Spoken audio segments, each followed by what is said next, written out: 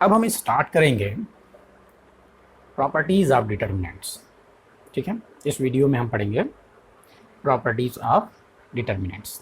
ठीक है, देखिए यहाँ पे मैंने दो प्रॉपर्टी लिखी है, और भी डिटर्मिनेंट की प्रॉपर्टी हैं। पहले हम ये दो प्रॉपर्टी देखेंगे। पहली प्रॉपर्टी है कि if all the elements in any row और column are zero then the value of determinant is zero. इसका क्या मतलब हुआ? हम यहाँ पे एक एग्जांपल लें। यहाँ पे मैंने कहा कि डिटर्मिनेंट ऑफ ए, ठीक, मैं 3x3 का एग्जांपल ले रहा हूँ। All the elements in any row और कॉलम, सपोज मैंने फर्स्ट रो के सभी एलिमेंट को ज़ीरो ले लिया। ठीक है, सभी एलिमेंट ज़ीरो अगर हैं, फिर मैंने यहाँ पे लिया 2 4 1 1 1 2।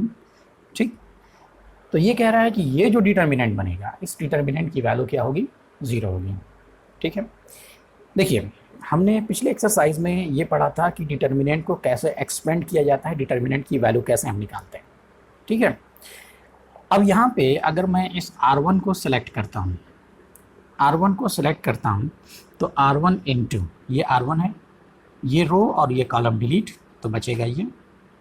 ठीक, क्या बचेगा? चलिए मैं यहाँ पे लिख दे रहा हूँ 4 1 1 2।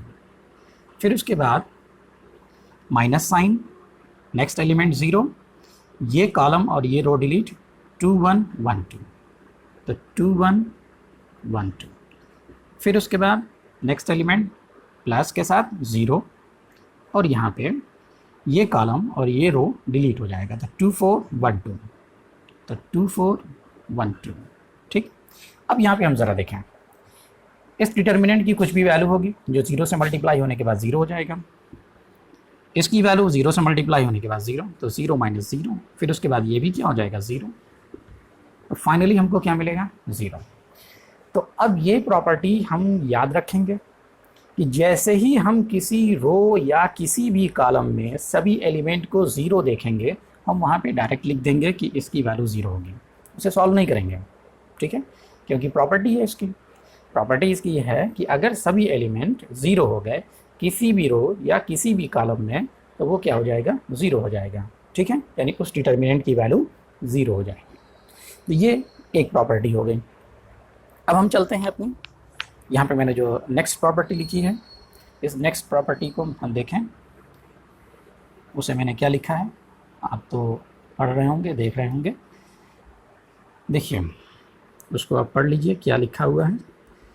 ये कह रहा है कि इफ़ एनी टू रो और कॉलम, ठीक है, किसी भी टू रो यानी डिटर्मिनेंट के अंदर कोई भी दो रो या दो कॉलम आइडेंटिकल है, यानी एक जैसा है, यानी दोनों में एक जैसे एलिमेंट हैं, तो उसकी वैल्यू भी क्या हो जाएगी? उस डिटर्मिनेंट की वैल्यू क्या हो जाएगी?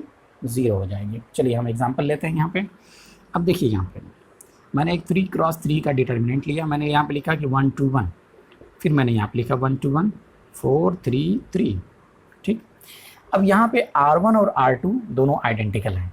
ठीक, तो किसी एक रो या किसी एक कॉलम के रिस्पेक्ट में इसको एक्सपेंड करके हम देखें ज़रा। सपोज़ मैंने R1 लिया, या सपोज़ मैंने C1 ले लिया। चलिए ठीक है, C1 के रिस्पेक्ट में हम कर रहे हैं, तो यहाँ पे मैंने लिखा 1, और इसके रिस्पेक्ट में ये रो कॉलम डिलीट, तो 2 1 3 3, तो 2 1 3 3। फिर उसके बाद मैंने लिया 1, तो 1 के साथ हमको क्या लेना होगा? माइनस। ठीक है, तो ये रो और ये कॉलम, तो 2 1 3 3, तो 2 1 3 3। फिर मैंने लिया प्लस ये 4। ठीक, तो 4, अब ये कॉलम और ये रो डिलीट, तो 2 1 2 1, तो 2 1 2 1।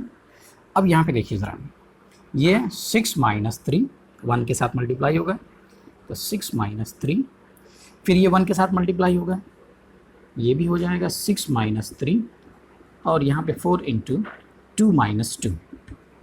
ठीक, तो 6 माइनस 3 ये 3 आएगा, फिर माइनस 6 माइनस 3 ये भी 3 आएगा, और ये 0 हो गया। 3 माइनस 3 ये क्या हो गया? ये भी 0 हो गया। अगर हम इस डिटर्मिनेंट को किसी भी रो या किसी भी कॉलम के रिस्पेक्ट में एक्सपेंड करेंगे, तो उसकी वैल्यू क्या होगी? 0 होगी। क्यों? क्योंकि इसमें R1 और R2 आइडेंटिकल हैं, R1 और ये R2। R1 और R2 दोनों में सेम एलिमेंट हैं, 1 1 2 2 1 1। ठीक है, तो कभी भी अगर हमको ऐसा मिलता है कि कोई डिटर्मिनेंट हमको मिली, उसमें किसी भी दो रो या दो कॉलम के बीच में, ठीक है, दो कॉलम के अंदर या दो रो के अंदर आइडेंटिकल एलिमेंट्स अगर हमको मिल जाते हैं तो हम सीधे उसकी वैल्यू लिखेंगे 0, उसे सॉल्व नहीं करेंगे। ठीक है, क्योंकि सॉल्व करने पर क्या आएगा 0, तो सॉल्व करने की ज़रूरत नहीं है, हम इसको याद रखेंगे। तो डिटर्मिनेंट दो कंडीशन में 0 होगा। अगर उसके सभी एलिमेंट यानी किसी रो या किसी भी कॉलम के सभी एलिमेंट 0 हैं तो वो डिटर्मिनेंट की वैल्यू 0 हो जाएगी। ठीक है, अगर किसी भी 2 रो या 2 कॉलम के अंदर एलिमेंट्स एक जैसे हैं, यानी कि वो आइडेंटिकल रो या आइडेंटिकल कॉलम हैं किसी डिटर्मिनेंट के अंदर, ठीक, तो उस डिटर्मिनेंट की वैल्यू भी क्या हो जाएगी 0 हो जाएगी। ठीक है, तो ये दो प्रॉपर्टी हो गई।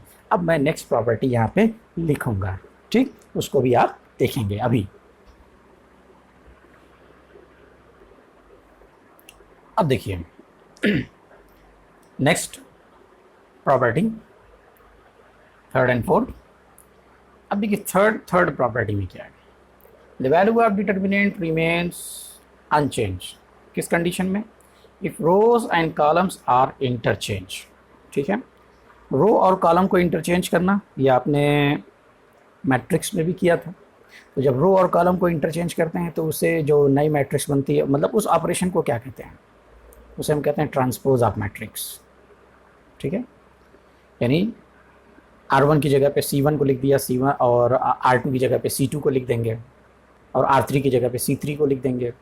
यानी जब हम ट्रांसपोज लेंगे, सीधी सीधी बात यह है कि जब हम ट्रांसपोज लेंगे, ठीक है, अगर हमारे पास एक मैट्रिक्स A है, ठीक, और इसका ट्रांसपोज हो जाएगा A डैश, तो यहाँ पे जब हम डिटर्मिनेंट ऑफ A लेंगे और इस ट्रांसपोज का डिटर्मिनेंट लेंगे तो ये दोनों इक्वल आएगा। ठीक है, यानी मैट्रिक्स और उसके ट्रांसपोज का डिटर्मिनेंट सेम होता है। ये बात भी वही कह रहा है कि अगर हम किसी डिटर्मिनेंट के रो और कॉलम को इंटरचेंज कर दें, चेंज कर दें, ठीक है, तो जो डिटर्मिनेंट की वैल्यू है वो सेम रहेगी, यानी कि ट्रांसपोज होने के बाद उसकी वैल्यू नहीं बदलेगी। अब हम एग्जांपल यहाँ पे एक ले रहे हैं, एक मैं 2 क्रॉस 2 की डिटर्मिनेंट ले रहा हूँ। मैंने कहा कि डिटर्मिनेंट ऑफ A 2 4, और यहाँ पे मैंने कहा कि 2 2। ठीक, इसे जब हम सॉल्व करेंगे तो हमको क्या मिलेगा, ये मिलेगा 4 -8, ये मिला -4। अब मैंने डिटर्मिनेंट ऑफ A डैश यानी कि अब इसका ट्रांसपोज लिया, तो अब मैं क्या करूँगा, 2 4 को यहाँ पे लिखूँगा, यानी रो को कॉलम में और ये सेकेंड रो यहाँ कॉलम में आ जाएगा। तो 2 4 यहाँ पे, 2 2, ठीक है, यहाँ पे। ठीक, तो अब हम देखें ज़रा इसको, 4 -8, ये आ गया -4। यानी डिटर्मिनेंट का ट्रांसपोज अगर लिया जाए, ठीक है, यानी डिटर्मिनेंट के रो और कॉलम को इंटरचेंज किया जाए तो डिटर्मिनेंट की वैल्यू नहीं बदलती। तो जैसे ये 2 क्रॉस 2 में है वैसे ही ये 3 क्रॉस 3 में भी होगा। ठीक है, यानी कभी भी अगर हमें डिटर्मिनेंट को सॉल्व करते वक्त ट्रांसपोज लेने की ज़रूरत पड़े, यानी उसके रो और कॉलम को इंटरचेंज करने की ज़रूरत हमको है, तो उसके रो और कॉलम को इंटरचेंज हम कर सकते हैं, क्योंकि उस वक्त डिटर्मिनेंट की वैल्यू नहीं बदलेगी। ठीक, अब हम आते हैं यहाँ पे फोर्थ प्रॉपर्टी पे। तो फोर्थ प्रॉपर्टी क्या है, आप उसको पढ़ लीजिए, पढ़ते रहिए। The value of determinant remains same, यानी अनचेंज्ड। ठीक है, डिटर्मिनेंट की वैल्यू चेंज नहीं होगी। कैसे, if we apply the operation. तो ये ऑपरेशन आपने मैट्रिक्स में देखा था, इसको हम एलिमेंट्री ऑपरेशन कहते हैं। तो 3 एलिमेंट्री ऑपरेशन मैट्रिक्स में आपने पढ़ा था, उसमें से ये तीसरा वाला ऑपरेशन है। अगर ये ऑपरेशन हम किसी डिटर्मिनेंट के अंदर करते हैं तो उस डिटर्मिनेंट की वैल्यू नहीं बदलेगी। ठीक, चलिए हम यहाँ पे अभी जो मैंने डिटर्मिनेंट लिया था, मैंने क्या लिया था, 2 4 2 2 लिया था शायद। ठीक, हाँ यही लिया था। तो इसे सॉल्व करने पर क्या आया था, 4 -8 यानी कि -4। ठीक, यहाँ पे मैं ये दोनों में से कोई एक ऑपरेशन यूज़ कर रहा हूँ। तो सपोज़ मैंने कहा कि R1 R1 प्लस 2R2, ठीक है। यानी इस R2 में 2 से मल्टीप्लाई करके मैं इसे चेंज ऐड करूँगा, ठीक है। मैंने कहा कि ये एक नई मैट्रिक्स बन गई, सॉरी एक नया डिटर्मिनेंट बन गया। तो अब यहाँ मैं 2 से मल्टीप्लाई करूँगा तो ये हो जाएगा 4, 4 को इसमें ऐड करूँगा ये हो जाएगा 6, यहाँ 2 से मल्टीप्लाई करूँगा 4 और ये क्या हो जाएगा, ये हो जाएगा 8। और ये जिसमें मल्टीप्लाई किया जाता है वो रो चेंज नहीं होती है ऑपरेशन करते हैं तो, ठीक है। सिर्फ उसमें जिसमें ऐड करते हैं या जिसमें सब्ट्रैक्ट करते हैं, ठीक है। अब यहाँ पे ऐड का मतलब सब्ट्रैक्ट भी है, अब ये भी समझिएगा ना, ऑपरेशन आपने मैट्रिक्स में पढ़ा होगा। तो अब देखिए यहाँ पे इसको सॉल्व करें तो ये आपका हो गया 12 और ये आपका हो गया 16। तो 12 माइनस 16 क्या हो गया, -4, ठीक, ओके। अच्छा, अब एक चीज़ हम याद रखेंगे यहाँ पे, पहले तो आप बात आपको समझ में आ गई होगी, क्लियर हो गया होगा कि अगर हम ये ऑपरेशन, ठीक है, ये ऑपरेशन किसी भी डिटर्मिनेंट के अंदर अगर हम करते हैं तो डिटर्मिनेंट को सॉल्व करने पर उसकी वैल्यू नहीं बदलेगी, उसकी वैल्यू चेंज नहीं होगी, ठीक है। तो अगर सपोज़ हम डिटर्मिनेंट को सॉल्व कर रहे हैं और उस वक्त हमें ज़रूरत है कि किसी रो या किसी कॉलम को हम ऐड करें या सब्ट्रैक्ट कर सकते हैं किसी नंबर से मल्टीप्लाई करके, तो हम उसको डायरेक्टली कर देंगे, ठीक है, क्योंकि वहाँ पे डिटर्मिनेंट की वैल्यू नहीं बदलेगी। ओके, तो अब देखिए अभी हमने पिछली प्रॉपर्टीज़ में देखी कि डिटर्मिनेंट की वैल्यू कब ज़ीरो हो जाएगी, ठीक है। इसमें हमने क्या देखा कि डिटर्मिनेंट की वैल्यू कब चेंज नहीं होगी, ठीक है। तो डिटर्मिनेंट की वैल्यू कब चेंज नहीं होगी, जब उसके रो कॉलम को इंटरचेंज करेंगे यानी ट्रांसपोज लेंगे तो डिटर्मिनेंट की वैल्यू चेंज नहीं होगी। अगर हम ये ऑपरेशन करते हैं तो भी डिटर्मिनेंट की वैल्यू चेंज नहीं होगी, ठीक है, सेम रहेगी। अब एक चीज़ आपको यहाँ पे याद रखना है कि जब आप मैट्रिक्स सॉल्व कर रहे थे तो जब हम वहाँ पे एलिमेंट्री ऑपरेशन में जैसे रो ऑपरेशन स्टार्ट करते थे तो वहाँ पे सिर्फ रो ऑपरेशन करते थे। अगर हम कॉलम ऑपरेशन करते थे तो वहाँ पे सिर्फ कॉलम ऑपरेशन ही यूज़ करते थे, कॉलम ऑपरेशन के साथ रो ऑपरेशन यूज़ नहीं करते थे, तो रो ऑपरेशन के साथ कॉलम ऑपरेशन यूज़ नहीं करते थे, ठीक। लेकिन डिटर्मिनेंट में ऐसा नहीं है, हम एक ही डिटर्मिनेंट के अंदर, एक ही क्वेश्चन के अंदर, एक ही सोल्यूशन के अंदर रो ऑपरेशन यानी ये ऑपरेशन और ये कॉलम ऑपरेशन दोनों ऑपरेशन यूज़ कर सकते हैं, ठीक है, ओके। ये दोनों ही ऑपरेशन हम यूज़ कर सकते हैं। तो यहाँ पे हो गई आपकी 4 प्रॉपर्टी। पहली दूसरी प्रॉपर्टी में था कि डिटर्मिनेंट की वैल्यू कब ज़ीरो हो जाएगी, और तीसरी चौथी प्रॉपर्टी में ये है कि डिटर्मिनेंट की वैल्यू कब नहीं बदलेगी, ठीक है, यानी कि कब चेंज नहीं होगी। तो ये 4 प्रॉपर्टीज़ आपने देखा, ठीक है। अब इसके बाद अगली प्रॉपर्टी मैं यहाँ पे लिखूंगा, ओके ओके। अब देखिए ज़रा नेक्स्ट प्रॉपर्टी 5, 6, ठीक है, फिर से 2 प्रॉपर्टी मैंने लिखा। अब 5th प्रॉपर्टी देख लीजिए पहले, if any 2 row or column, ठीक है, if any 2 row are interchanged, ठीक है, रो को अगर हम इंटरचेंज करेंगे तो क्या होगा, साइन ऑफ डिटर्मिनेंट चेंज, ठीक है, जो डिटर्मिनेंट का साइन है वो चेंज हो जाएगा, ठीक। इफ़ एनी 2 कॉलम, अगर किसी भी हम 2 कॉलम को इंटरचेंज कर देंगे तो जो डिटर्मिनेंट का साइन है वो बदल जाएगा, ठीक है। देखिए फर्स्ट 2 प्रॉपर्टी में क्या था, डिटर्मिनेंट कब ज़ीरो होगा, उसके बाद की 2 प्रॉपर्टी में क्या था कि डिटर्मिनेंट की वैल्यू कब चेंज नहीं होगी। अब हम देख रहे हैं कि डिटर्मिनेंट की वैल्यू कैसे चेंज होगी, कब चेंज होगी और क्या चेंजेस होंगे, ठीक है। अगर हम किसी भी 2 रो या 2 कॉलम को इंटरचेंज करते हैं, मैं यहाँ पे एग्जाम्पल 2x2 का एग्जाम्पल ले रहा हूँ, ठीक है, ताकि आप उसको आसानी से समझ सकें। मैंने लिखा 2, 4, 2, 2, अभी मैंने जो एग्जाम्पल लिया था उसी को मैं दोबारा ले रहा हूँ। तो 4 - 8 यानी कि -4। अब मैं यहाँ पे ये ऑपरेशन करने जा रहा हूँ कि R1 R2 इंटरचेंज हो जाएंगे, ठीक है। R1 की जगह पे R2 चला जाएगा, R2 की जगह पे R1 आ जाएगा। ये भी एक एलिमेंट्री ऑपरेशन ही है, ठीक है, जो अभी आपने मैट्रिक्स में पढ़ा था। तो अब देखिए क्या होगा, मैंने कहा कि एक नई डिटर्मिनेंट बन गई। अब होगा क्या, यहाँ पे 2, 2 हो गया और यहाँ पे 2, 4 हो गया, ये चला गया यहाँ पे और ये आ गया यहाँ पे, ठीक। अब मैंने इसको सॉल्व किया कि ये हो जाएगा 8 माइनस 4 यानी कि 4। साइन चेंज हो गया, पहले ये माइनस था, इसकी वैल्यू नेगेटिव थी, अब इसकी वैल्यू क्या हो गई, पॉजिटिव हो गई। ठीक, तो किसी भी 2 रो को अगर हम चेंज कर दें या किसी भी 2 कॉलम को हम चेंज कर दें, यहाँ पे तो सिर्फ 2 ही रो है, तो R1 को R2 की जगह पे, R2 को R1 की जगह पे रख सकते हैं। लेकिन जब 3 क्रॉस 3 में होगा तो वहाँ पे आपको 3 रोज मिलेंगे, तो आप किसी भी 2 रो R1 R2 या R1 R3 या R2 R3 को इंटरचेंज करेंगे तो डिटर्मिनेंट की वैल्यू जो उसकी न्यूमेरिकल वैल्यू है वो नहीं बदलेगी, उसका साइन चेंज हो जाएगा। ठीक है, अगर वो पॉजिटिव है तो निगेटिव हो जाएगा, निगेटिव है तो वो क्या हो जाएगा, पॉजिटिव हो जाएगा। ठीक, तो इसी तरीके से जब हम कॉलम को इंटरचेंज करेंगे, यानी ये वैल्यू यहाँ पे, ये कॉलम यहाँ पे आ जाए और ये कॉलम यहाँ पे चला जाए, जब उसको हम सॉल्व करेंगे तो सॉल्व करने के बाद जो वैल्यू मिलेगी वो उसका साइन चेंज हो चुका होगा। ठीक, तो डिटर्मिनेंट कब चेंज होता है और क्या चेंजेस होते हैं, ये प्रॉपर्टी 5 में।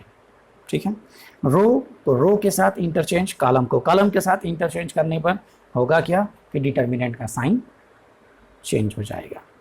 ठीक, अब हम इस प्रॉपर्टी में आते हैं। देखिए इस प्रॉपर्टी में क्या कह रहा है, यहाँ पे कह रहा है कि if each element of a row, ठीक है, each element of a row is multiplied by a constant K, then its value gets multiplied by K. ठीक है, तो हम यहाँ पे देख रहे हैं कि इफ इट्स देन इट्स का मतलब कि वैल्यू ऑफ डिटर्मिनेंट। ठीक है, then its value of determinant gets multiplied by k. ठीक है, अगर हम किसी रो या किसी कॉलम में किसी भी कांस्टेंट से मल्टीप्लाई करें, ठीक है, सपोज अगर मैंने इसमें 3 से मल्टीप्लाई किया, ठीक है, अगर 3 से मैंने मल्टीप्लाई किया R1 में, तो मुझे वैल्यू कितनी मिलेगी, 3 into minus 4, 3 into minus 4। Property यही कह रही है कि अगर हम किसी रो या किसी कॉलम के सभी एलिमेंट में के से मल्टीप्लाई करते हैं तो जो डिटर्मिनेंट की वैल्यू होगी उसमें भी के से मल्टीप्लाई हो जाएगा। ठीक है, चलिए देखिए, अगर मैंने ये कहा कि मैं 3 से मल्टीप्लाई कर रहा हूँ R1 में, ठीक है, तो R1 चेंज, ये भी एक एलिमेंट्री ऑपरेशन था। ठीक है, मैंने कहा कि डिटर्मिनेंट ऑफ P, अगर मैंने 3 से मल्टीप्लाई किया तो ये हो जाएगा 6 और ये हो जाएगा 12 और बाकी जैसा था वैसा मैंने रहने दिया। अब मैं इसे ज़रा इसको सॉल्व करूँगा तो ये क्या हो जाएगा, ये हो जाएगा 12 और माइनस 24, तो ये क्या आ गया, -12 यानी -4 to 3।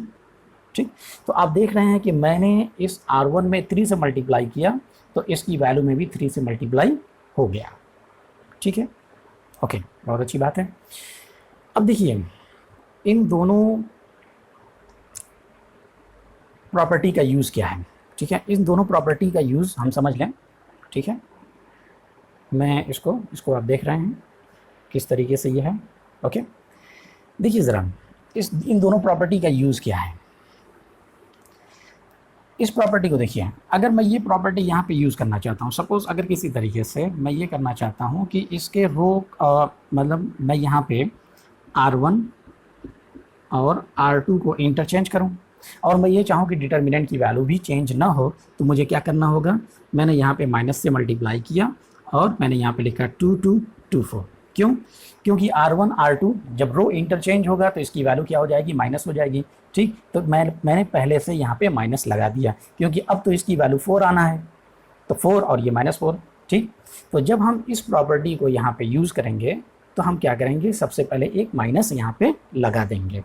ठीक, अगर हम एक बार और चेंज करना चाहते हैं, ठीक, तो एक बार और चेंज करना चाहते हैं तो माइनस फिर इंटू माइनस। ठीक, और क्या करेंगे, सपोज़ मैं C1 और C2 को इंटरचेंज करना चाहता हूँ तो 2 4 और 2 2।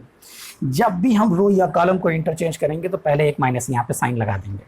तो अब इससे क्या होगा कि जो डिटर्मिनेंट की वैल्यू है वो नहीं बदलेगी, डिटर्मिनेंट की वैल्यू सेम रहेगी। क्यों, क्योंकि चेंज करने पे क्या हो जाए है कि डिटर्मिनेंट के साथ माइनस साइन आ जाता है।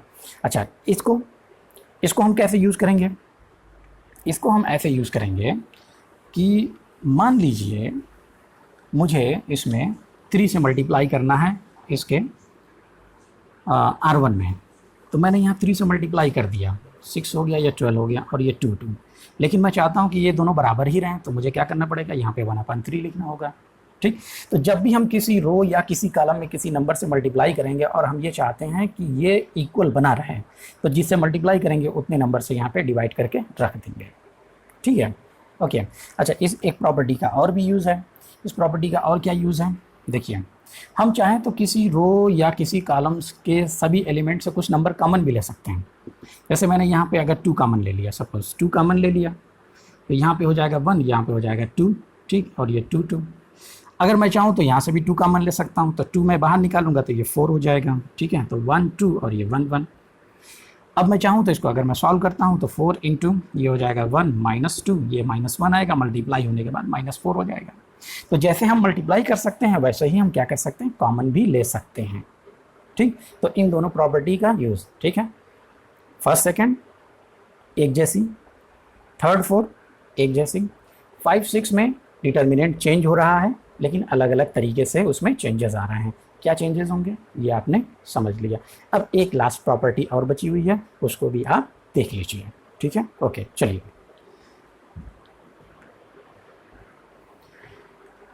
अब ये लास्ट प्रॉपर्टी है, इस प्रॉपर्टी को आप देखिए जरा। इसमें कह रहा है कि if some or all elements of a row are expressed as the sum of 2 और मोर टर्म्स। ठीक है, इसके कहने का मतलब क्या है कि अगर सपोज मैंने R1 लिया, अगर R1 के सभी एलिमेंट्स को हम 2 नंबर का सम लिख सकें, ठीक है, यानी इसको अगर हमने सपोज लिखा 1 + 1 और इसको मैंने लिखा 2 + 2, ठीक, ऐसे लिखा। अगर मैंने इसको ऐसे लिखा कि 1 + 1, या मैंने इसको लिखा 3 + 1, ठीक, और ये जैसा था वैसा रहने दिया, तो अब यहाँ पे जो एलिमेंट्स हैं वो 2 नंबर का सम है। ठीक है, यानी elements express as the sum of 2 terms, ठीक है, express as the sum of 2 terms or more, then determinant can be express as the sum of 2 determinants. ठीक है, देखिए आपको याद होगा कि इसे सॉल्व करने पर हमें कितना मिलता था, -4। ठीक, अब ये कहना है कि अगर ऐसे लिखा हुआ है तो हम इसको 2 डिटर्मिनेंट में लिख सकते हैं। ठीक है, और उन दोनों डिटर्मिनेंट की वैल्यू, ठीक है, 2 डिटर्मिनेंट का सम लिख सकते हैं, और दोनों डिटर्मिनेंट को सॉल्व करने पर कितना आना चाहिए, वही आएगा। जैसे अगर ये लिखा हुआ है ऐसे, तो इस प्रॉपर्टी के कहने का मतलब है कि अगर एलिमेंट 2 टर्म का सम है तो हम ऐसे लिख सकते हैं। सपोज हमने पहला सम लिया 1 3 1 3, बाकी सेकेंड रो जैसा है वैसा ही लिया, फिर प्लस सेकेंड टर्म मैंने लिया 1 1 और ये 2 2। ठीक है, तो अब यहाँ पे ये कह रहा है कि ये जो वैल्यू होगी, यानी ये जो सॉल्व करने पर आएगा, सॉल्व करने पर जो वैल्यू आएगी वो -4 ही आएगी। यानी अगर सम लिखा हुआ है तो हम उसे स्प्लिट करके 2 डिटर्मिनेंट बना सकते हैं। अगर यहाँ पे 3 नंबर का सम है तो उसे हम स्प्लिट करके 3 डिटर्मिनेंट बना सकते हैं, और तीनों डिटर्मिनेंट को जब हम सॉल्व करेंगे तो वैल्यू क्या आएगी, वही आएगी जो पहले थी। अब देखिए ज़रा इसको देखा जाए, इसको सॉल्व किया जाए, ये हो जाएगा 2 और -6, और ये 2 -2, ये 0 हो गया, और 2 - 6 यानी -4, और ये +0, ये हो जाएगा -4, वापस से हमको वही मिल गया। ठीक है, अब हमको इसको किसी भी तरीके से, यानी किसी भी रो या किसी भी कॉलम में, ठीक है, रो में भी हो सकता है, कॉलम में भी हो सकता है। ठीक, तो अगर हम सपोज मैंने इसको ऐसे लिख दिया, अगर यहाँ पे 3 + 1 की जगह पे मैंने 2 + 2 लिख दिया, सपोज 2 + 2 लिख दिया, तो अब इसको हम कैसे स्प्लिट करेंगे। स्प्लिट करने का तरीका ये होता है कि पहला एलिमेंट लिया 1 2, पहला सम, फिर सेकेंड रो जैसा था वैसा ही लिखा, फिर दूसरा सम 1 2, और फिर यहाँ पे 2 2। अब देखिए इसको सॉल्व करें, 2 - 4 2 - 4 -2 ये कितना आ गया, -4, वापस से -4। ठीक है, तो हम इस तरीके से इसको स्प्लिट करके लिख सकते हैं। अगर हम कॉलम में अगर इसको ऐसे करते हैं, तो कॉलम में अगर हम करेंगे, सपोज मैंने C1 को लिखा 1 + 1 1 + 1 4 2, तो अब इसको हम कैसे स्प्लिट करेंगे, पहला सम 1 1 और कॉलम सेकेंड, फिर प्लस दूसरा सम 1 1 और फिर कॉलम। ठीक, अब इसे जब सॉल्व करेंगे तो सॉल्व करने के बाद ये भी क्या आएगा, -4 आएगा। देख लेते हैं इसको। तो 2 - 4 प्लस 2 - 4, ये आ गया -2 और ये भी -2 यानी कि -4। ठीक, तो अब ये प्रॉपर्टी क्या है कि हम डिटर्मिनेंट को मोर देन वन डिटर्मिनेंट में स्प्लिट कर सकते हैं। ठीक है, ऐसे सम बना करके, ठीक है, एलिमेंट्स को स्प्लिट करके डिटर्मिनेंट को भी हम स्प्लिट कर सकते हैं। तो ये हो गई हमारी लास्ट प्रॉपर्टी। ठीक है, अब देखिए इसमें भी डिटर्मिनेंट की वैल्यू नहीं चेंज हो रही है। ठीक, तो पहली दो प्रॉपर्टी यानी डिटर्मिनेंट कब जीरो होगा, उसके बाद की दो प्रॉपर्टी कि डिटर्मिनेंट कब चेंज नहीं होगा, यानी डिटर्मिनेंट की वैल्यू कब चेंज नहीं होगी। और ये प्रॉपर्टी, ये भी, इसमें भी क्या हो रहा है, डिटर्मिनेंट की वैल्यू चेंज नहीं हो रही है। ठीक है, लेकिन ये प्रॉपर्टी थोड़ा सा अलग है कि हम डिटर्मिनेंट को कैसे स्प्लिट कर सकते हैं। ठीक है, ये भी सीखना है हमको कि कब हम स्प्लिट कर सकते हैं। उसके बाद की दो प्रॉपर्टी में क्या था कि अगर हम रो को इंटरचेंज करते हैं तो एक माइनस साइन लग जाएगा। ठीक, या अगर हम एलिमेंट्री ऑपरेशन करते हैं, वो थर्ड वाला एलिमेंट्री ऑपरेशन अगर हम करते हैं तो डिटर्मिनेंट की वैल्यू, उसमें क्या था कि अगर हम किसी रो में किसी नंबर से मल्टीप्लाई कर दें तो डिटर्मिनेंट की वैल्यू में भी उतने ही नंबर से मल्टीप्लाई हो जाएगा। ठीक, तो ये टोटल हो गई हमारी 7 प्रॉपर्टी। अब इस 7 प्रॉपर्टी को आपको अच्छी तरीके से समझ लेना है, इसको यहाँ दिमाग में अच्छे से बैठा लेना है और उसके बाद हम फिर एक्सरसाइज को स्टार्ट करेंगे। तो अब इसको पढ़ने के बाद थोड़ा सा पहले आप एग्जाम्पल देखिएगा, बुक में जो एग्जाम्पल दिया हुआ है उसको समझने की कोशिश कीजिएगा। समझने के बाद आप फिर एक्सरसाइज को स्टार्ट कर दीजिएगा। हम भी एक्सरसाइज को स्टार्ट करने जा रहे हैं। ठीक है, ओके, चलिए, थैंक यू वेरी मच।